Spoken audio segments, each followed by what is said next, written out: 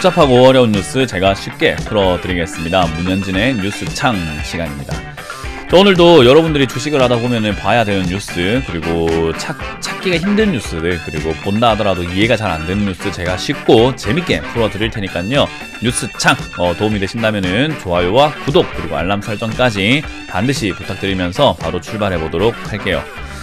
자, 일단 오늘도 뉴스 어떤 거를 뽑아왔는가 본다면요, 첫 번째 뉴스는 이제 채권금리에 대한 뉴스입니다. 우리가 주식을 하다 보면은 채권금리 관심을 좀 가져야 돼요. 왜냐하면 모든 투자 시장은요, 약간 유기체처럼 생명체처럼 다 연결되어 있거든요. 그래서 어떤 시장이 움직이면은 어떤 시장은 또 움직일 수 있고 반대로 움직이기도 하고 같이 움직이기도 하기 때문에 영향을 준다 보시면 돼요. 일단 채권금리가 2%까지 올라갈 수도 있다라고 하는데, 치솟은 국채금리라고 해요. 야, 국채금리가 올라가면 좋은 거 아니야? 라고 생각하시는 분들도 덜어 있으실 수 있지만요, 우리가 누군가에게 돈을 빌려줬는데 이자를 더 많이 받아야 되는 상황이 언젠가 하면은 리스크가 있을 때죠. 돈을 떼일 가능성이 있다든지, 야, 신용이 별로 안 좋은데 싶을 때는 이자를 좀 더 받아야 되잖아요. 금리가 올라간다라는 것은 상대적으로 리스크가 커지고 있다라고 보시면 돼요. 그래서 금리가 낮아졌다라는 것은, 야, 너 이제 앞으로 믿을만 하니까 내가 금리 좀 깎아줄게 느낌이라고 한다면, 금리가 올라가게 되면은, 야, 뭔가 위험한데? 라고 생각하는 인식이 생기는 거죠. 그리고 지난 금리 1%짜리 금리를 가지고 있는 국채와 2% 국채의 가격 차이가 좀 나겠죠. 근데 2%까지 올라오게 되면은 1%짜리 국채 가격은 떨어지게 되겠죠. 메리트가 떨어진다라는 거예요. 그래서 이 국채 금리가 올라왔다라는 말을 반대로 설명하게 되면은 국채 가격이 떨어진다라고 생각하시면 돼요. 그 말은 지금은 주식 가격도 폭등해 있고 부동산도 폭등해 있고 국채도 폭등해 있는 상태에서 제일 안전자산이라고 불릴 수 있는 국채 가격이 떨어지고 있다라는 것은, 위험자산인 이 주식시장은 여기 있으면 안 되는 거 아니야? 라고 생각하게 되는 거죠.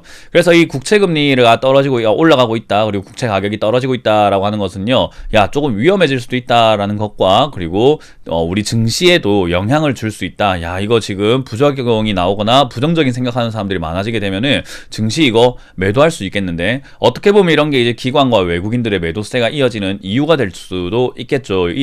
그 투자자들은 이런 국채금리를 보면서 비중 조절을 하거든요. 그래서 아마 국채금리가 올라가면서 안전자산 가격이 떨어지니까 상대적으로 위험자산인 주식의 비중을 줄이고 있는 것은 아닌가. 그렇다면 우리는 어떤 행동을 해야 될까? 그들처럼 해야 될까? 아니면 그들은 바보야, 그러니까 우린 주식 비중을 오히려 늘리겠어 라고 하는 것이 맞는지를 여러분들이 잘 판단해 보셔야 되는 문제겠죠. 그래서 국채금리가 올라가고 있는 거 역시나 여러분들 관심 가져야 되는 뉴스이기 때문에 제가 뽑아왔고요. 그리고 거래도 지금 예탁금도 뚝 떨어졌다라고 해서 체력이 떨어진 코스피라는 뉴스가 있습니다. 지금 거래대금이 26조에서 16조대로 줄어들었다라고 하죠.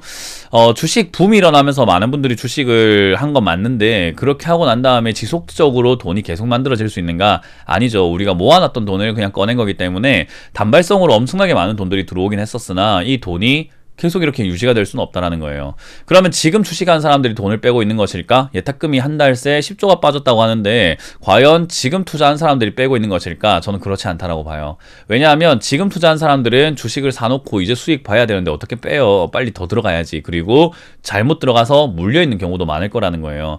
그래서 저는 지금 수익을 보고 현금화 시킨 사람들의 돈이 빠져나가고 있다 생각을 하기 때문에요, 역시나 지금 상승장이 될지 빠지는 장이 될지는 좀 지켜봐야 되지 않을까. 그러나 뭐 저는 개인적으로 내려갈 수 있는 장세고 우하향, 장기 우하향할 가능성이 높다라고 보는 만큼 이런 뉴스가 달가워 보이지는 않네요. 그래서 여러분들도 여러분들이 가지고 있는 전망과 뭐 여러분들이 앞으로 시장이 어떻게 될 거다라고 하는 모습들이 있을 거잖아요.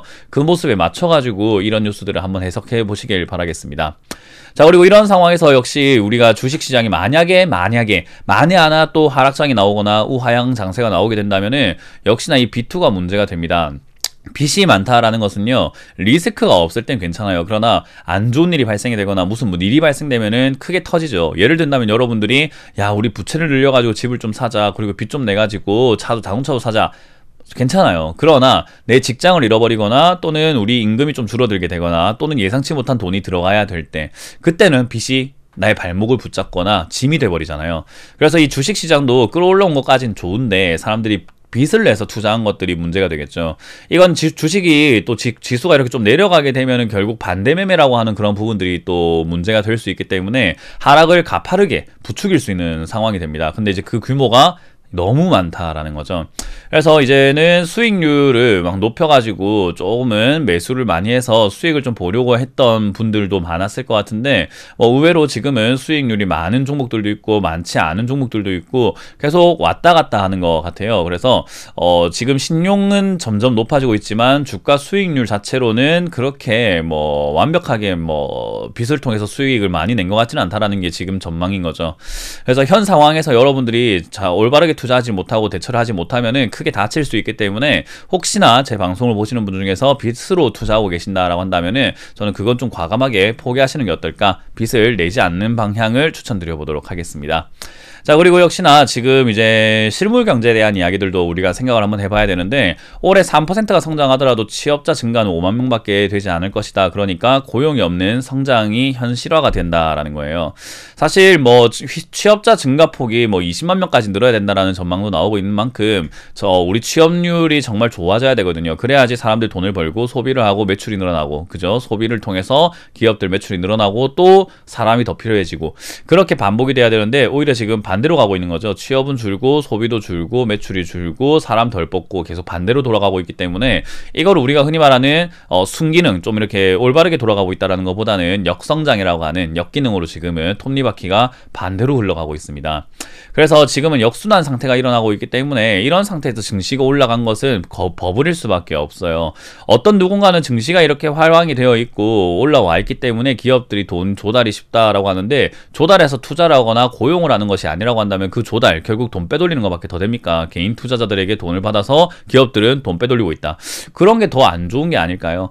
그래서 저는 증시가 활황이다라고 했을 때는 정말 산업이 성장하면서 고용도 같이 이렇게 올라오고 실물 경제가 올라와야 경제 성장이라고 하는 것이 뒷받침돼야 대세 상승장이 좀 오랫동안 지속이 된다 생각을 하는 거지, 지금은 그렇지 않은 것 같아요. 그리고 주가가 올라갔다 해서 기업들에게 돈이 들어가는 것은 아닙니다. 여러분들이 그렇게 알고 계시는 분도 있을 수도 있는데요.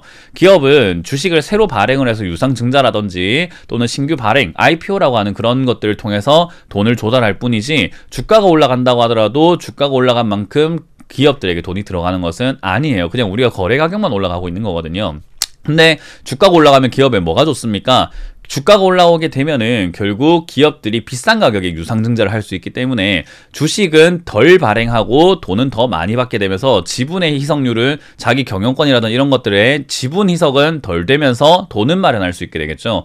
예를 든다면은 1,000원에 만원치를, 우리가 만원의 돈이 필요한데 내 주식이 1,000원이라고 한다면 10개를 팔아야 되지만, 우리 주식이 5,000원까지 올라가게 되면 2개만 팔아도 되는 거, 그리고 만원까지 올라가게 되면은 1개만 팔아도 만원이 만들어지는 거죠. 그래서 주식 발행을 더 많이 하지 않아도 되는, 부담이 덜 되는 거예요. 그래서 주가가 올라오게 되면은 기업들이 개인들의 돈을 더 갈취하기 쉬워지는 거지, 그 이상은 아닌 것 같습니다. 그리고 그 돈을 가지고 고용도 많이 하고, 그리고 공장이라든지 설비도 많이 늘리고, 이렇게 해서 산업에 전반적으로 도움이 되게끔 한다면은 그게 또 다시 또 좋은 순환을 만들어서 증시가 더 올라가게 만들게 하겠지만, 지금은 이 기업들 돈 빌려가지고 유상증자라든지 자금 조달해가지고 빚을 갖고 있어요. 자기들 빚만 갖고 있고 돈을 쟁겨놓고 있고, 오히려 횡령, 배임 이런 것들도 좀 많이 보이고 있죠. 계속 빼돌리고 있다라는 거죠. 이런 상황에서 고용도 없는데 증시가 올라가고, 증시 올라왔다고 해가지고 자금 조달 쉬워졌다고 해서 좋은 건가? 저는 한 번쯤은 다시 생각해봐야 되는 시기가 아닌가 싶습니다. 자, 그리고 역시나 130조 코로나 대출입니다. 이게 9월까지 또 만기 연장을 해서, 이게 뭐가 문제일까요? 9월까지 또 연장, 이 뉴스는 왜 가지고 왔나요? 은행에 문제가 생깁니다. 은행이 회수 가능성이 지금 가능한지 아닌지도 파악을 제대로 하지 못한 상태에서 1년 6개월 동안 지금 90조가 묶여있죠. 코로나 대출, 야 연장 또 해줘라, 연장 또 해줘라. 그래서 야 우리가 돈 못 받으면 우리 부실해지는데, 위험해질 수 있는데, 그래도 정부는 야 그 정도는 감내할 수 있다, 에이 괜찮잖아, 은행 괜찮잖아 라고 하고 있는 부분이에요. 왜냐하면 정부는 민심을 생각을 해야 되고, 은행은 기업이기 때문에 자기 돈을 회수될까 안 될까를 생각해야 되는데, 정부가 자꾸 시키면은 결국 어때요? 하긴 해야 되죠. 그래서 어떻게 보면은 지금 은행도 울며 겨자 먹기로 대출 연장은 해줬지만, 혹여나 여기서 이제 채무 불이행이라고 합니다. 대출을 갚지 못하는 사람들이 많아지게 된다면은 돈 떼이게 되는 거예요. 이게 뭐가 문제인가? 예를 들어서 제가 여러분들께 돈을 빌렸습니다. 10,000원을 빌렸어요. 근데 제가 그 돈으로 다른 사람한테 돈을 빌려준 거예요. 야, 너에게 돈 좀 빌려줄게 해서 10,000원을 다시 빌려줍니다. 근데 이 사람이 저한테 돈을 갚아야 되는데 갚지를 않네요. 돈을 떼었습니다.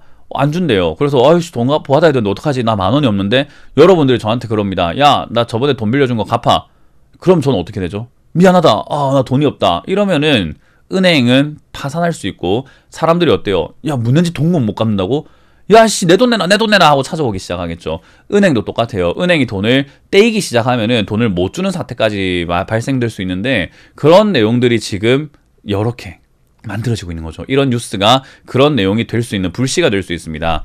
이걸 어떻게 잘 처리하느냐, 그리고 얼마나 잘 막아내느냐에 따라 가지고 그런 또 극악무도한 일들을 막아낼 수는 있겠지만 그렇게 막을 수 있을지 막지 못할지는 시간을 두고 지켜봐야 되기 때문에 이 뉴스를 보여드리는 이유는 앞으로 은행 망합니다 이런 느낌보다는 이 뉴스를 보여드렸으니까 앞으로 여러분들이 은행 관련 뉴스들을 좀 추적을 잘 하셔가지고 혹여나 그런 일이 있으면 안 되겠지만 혹여나 은행 부실이 생겼을 때 우리가 대비해야 된다라는 거예요.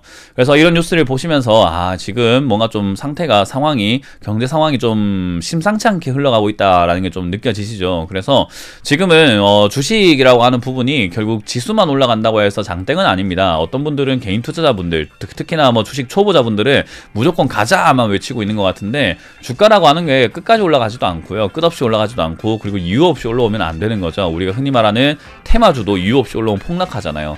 증시도 이유 없이 올라오면 폭락하게 되어 있습니다. 저는 그게 이제 부추길 수 있는 내용들도 B2라고 하는 부분들도 많이 보이고 은행 부실도 약간 보이고 벌써 채권 가격이 떨어지고 있다는 거. 그렇다는 말은 안전자산 그리고 가장 큰 시장의 가격이 떨어지고 있다는 것은 우리도 주식시장에서는 어느 정도 안전에 대한 대비를 좀 해야 되지 않을까, 리스크 관리를 좀 잘 하셨으면 좋겠습니다. 자, 이렇게 오늘 마쳐보도록 하고요. 다들 생각이 좀 많아지는 뉴스들이죠. 많이 생각 한번 해보시고 뭐 해석이 많이 어렵다 하신다면은 무료 강연에도 이용해 보신다면은 제가 거기서도 차근차근 다 설명해 드리니까요. 꼭 오셔서 좋은 내용 듣고 가시길 바랍니다. 자, 이렇게 오늘 마쳐보겠습니다. 지금까지 문현진의 뉴스창 시간이었습니다. 고맙습니다.